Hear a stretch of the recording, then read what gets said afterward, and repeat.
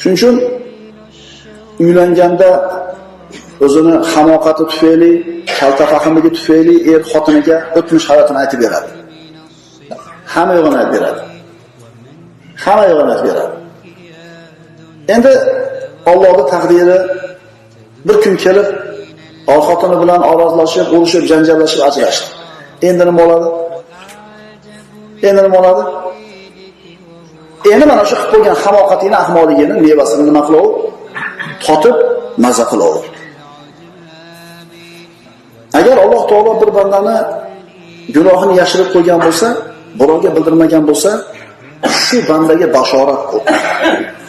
Chunki mana quyidagi hadisda o'qiymiz, shu dunyoda qilgan gunohingizni Alloh bekitib qo'ygan bo'lsa, qiyomat kunida kechirishligiga ishora bu.